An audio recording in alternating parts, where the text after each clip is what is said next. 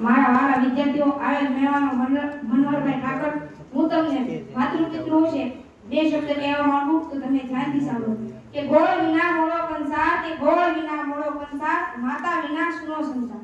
જેવી રીતે ગોળમાં કંસાર ન હોય, જેવી રીતે ગોળમાં કંસાર ન હોય તો કંસાર મોળો લાગે છે, એવી રીતે આ સંસારમાં માતા ન હોય તો સંસાર પણ સૂનો લાગે છે. માતા આપણને સારી નરસિંહ પ્રવૃત્તિઓનું ભાન કરાવે છે. માતા આપણને અમાર્ગેથી સદમાર્ગે દોડાવે છે. તો માતા આપણા એક ગુરુ છે ને, તો આ ઘટનાને હકીકત કરી છે એક ઘટનાએ. તો એક બાળક હતું જે ખૂબ જ ભણવામાં નબળું હતું. એને સ્કૂલમાંથી એક ચિઠ્ઠી આપે છે કે તમારું બાળક ખૂબ જ ભણવામાં નબળું છે, અમારી શાળા તમારા બાળકને ભણાવી શકે તેમ નથી. તો બાળક ચિઠ્ઠી લઈને ઘરે જાય છે અને એની માતાને આપે છે.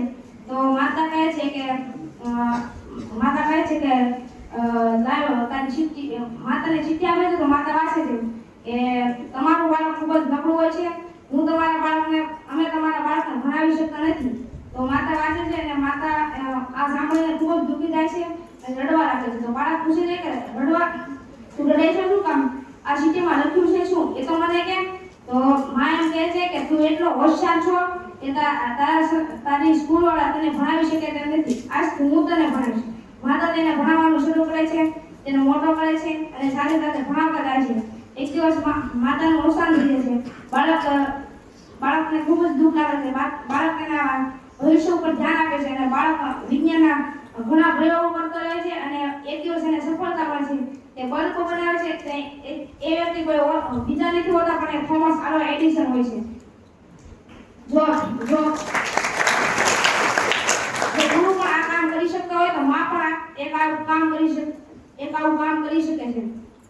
હું તમને એક પંક્તિ કહી તમને સંભળાવવા માંગીશ કે હે તાળીના હેત જોવા ખુદ ઈશ્વર પણ ધરા પર આયો જો, માતાના પાલવના છાયા જેવો બીજે મળશે નહીં ક્યાંય છાયો. કે હેતાળના સ્નેહ પ્રેમને જોવા ખુદ ઈશ્વર ભગવાન પણ ધરા પર આવ્યા હોય તો આપણને આ માતાની કિંમત હોવી જોઈએ. માતાના પાલવના છાયા જેવો આ સંસારમાં ક્યાંય છાયો નહીં મળે. માતાના પાલવના છાયા જેવો આ સંસાર તમને છાયો આપી શકશે નહીં. એક દિવસ એવી ઘટના બને છે કે એક બાળકની માતા અચાનક ચક્કર આવવાના કારણે બેભાન થઈ જાય છે અને બાળકને હોશમાં લાવવાની પ્રક્રિયા લાવે છે. હોશમાં લાવવાનો પ્રયત્ન કરે છે પણ માતાની આંખો ખુલતી નથી અને બરાબર લાઈટ વહી જાય છે તો અંધારું થઈ જાય છે અને જેવી રીતે માતાની આંખો ખુલે છે તો લાઈટ પાછી આવી જાય છે. તો બાળક કહે છે કે એ અંધેરા દેખ તેરા મુંહ કાલા હો ગયા, એ અંધેરા દેખ તેરા મુંહ કાલા હો ગયા, माने आंखें खोली घर में उजाला हो गया, माने आंखें खोली घर में उजाला हो गया. આ વાક્ય સાંભળી માં પણ ખૂબ જ ખુશ થાય છે. પિતા જ્યારે હોતા નથી માતા વૃદ્ધ થતી જાય છે. પિતા જ્યારે હોતા નથી માતા વૃદ્ધ થતી જાય છે ત્યારે માતાની આંખમાંથી એક પ્રશ્ન ઢોકાયા કરે છે કે આ બાળક મને સાચવી દે તો ખરા ને, મારો બાળક મને સાચવી દે તો ખરા ને. પણ આ પ્રશ્ન શબ્દ નથી બની જતો, આ શબ્દ બની હોઠ ઉપર આવે છે.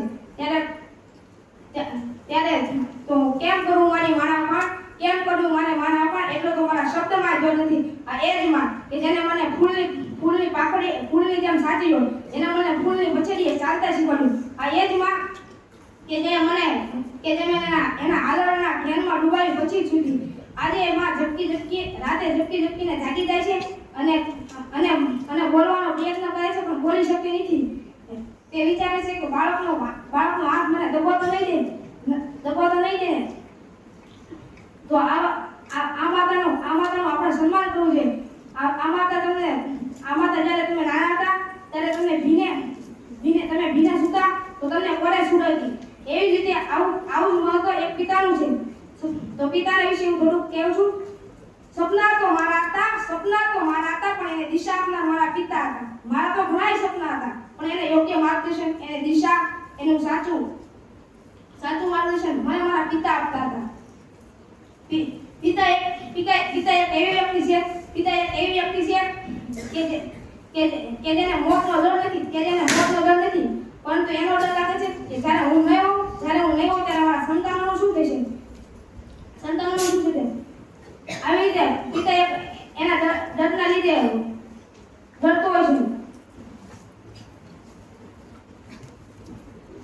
એક એવી બેંક હોય, જો માં એક એવી બેંક હોય કે જ્યાં તમે તમારા બધા જ દુઃખ જમા કરાવી શકો, તો હું કહું છું કે પિતા એક એવું ક્રેડિટ કાર્ડ છે જ્યાં બેલેન્સ ન હોવા છતાં પણ તમને અઢળક ખુશીઓ મળે છે.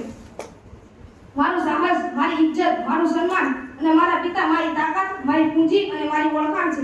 એ જ મારા પિતા છે. પોતે કષ્ટ વેઠે છે અને બાળકને ખુશ રાખે છે. તે પિતા છે. ઘરની એક એક દિવાલમાં તેનું ખૂન અને પરસેવો સામેલ છે. મારા સપનાઓને પૂરા કરે છે. પોતે તડકામાં કામ કરીને મને ભણાવે છે.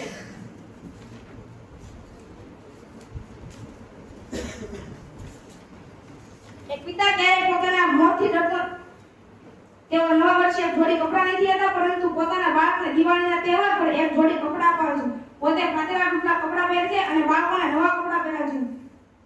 જ્યારે હું અને મારા પપ્પા બજારમાં જઈએ ત્યારે હું એક રમકડું માંગતો હતો, મને 10 રમકડા લઈ આપતા. જ્યારે હું નાનો હતો ત્યારે મારા પપ્પાની સાયકલ હતી. તે સાયકલને આગળ મારા પપ્પા મને બેસાડતા. આ એ સમય મને કાશ પાછો મળે. તેઓ મને મારા બાળપણની ઘણી વાતો યાદ કરાવે છે. ભારતીય પથ્થર કડક પિતા અંદરથી મીઠા મધુર જ હોય છે. અદર શીપળ જેવા પોતાની કોઈ નબળાઈ સંતાનોમાં ન આવી જાય તે માટે સતત કાળજી રાખે. બાપ દિવસ દાંડી પડીને દિશા સૂચન આપે છે, માર્ગદર્શન આપે છે. એ તો સાહેબ જેને પરિસ્થિતિને સહન કરી હોય એને ભાન આવી જાય કે મારા પપ્પા શું કામ કરે છે. શ્રીમદ ભગવદ ગીતા ખુદ કહે છે કે પિતૃ દેવો ભવ, પિતાને દેવ માન. જેમ કે મકાન બનાવવા માટે પાયાની જરૂર પડે છે, સાહેબ મકાન બનાવવા માટે પાયાની જરૂર પડે, એવી જ રીતે પરિવારને ટકાવવા માટે એક પિતાની જરૂર પડે છે. ખરો દીવો તો પપ્પા હોય છે. પોતાની આખી જાત પાડી નાખે છે અને ઘરને અંજોળ આપે છે. થાક ઘણો હતો ચહેરા પર પણ અનહદ પરિશ્રમ કરતા જોયા છે. આંખમાં ઊંઘ ઘણી હતી પણ રાતે જાગી અમારી ચિંતા કરતા જોયા. તકલીફો ચારે બાજુ હતી પણ એક હાથે લડતા જોયા છે. કોઈને તકલીફ કહેતા ન હતા પણ અડધી રાતે જાગી અમારા ભવિષ્યના સપના સજાતા જોયા છે. ભવિષ્યના સપના પાઈ ભેગી કરી અમારી ખુશીઓ ખરીદતા જોયા છે. અને એ ખુશીઓ માટે પોતાના સપનાઓને વળગા દે છે. પોતાની પસંદગીને નાપસંદ કરી અમારી પસંદગીને અપનાવતા જોયા છે. વ્યક્તિ એક હતા પણ વિશેષતા અનેક હતી. પિતા સ્વરૂપે મેં સર્જનહાર ને જોયા છે. Fathers don't any love language. They just ask, पैसे है या और चाहिए. The best love in the world. I love you, Daddy. દુનિયાનો શ્રેષ્ઠમાંથી શ્રેષ્ઠ પ્રેમ પપ્પાનો હોય છે.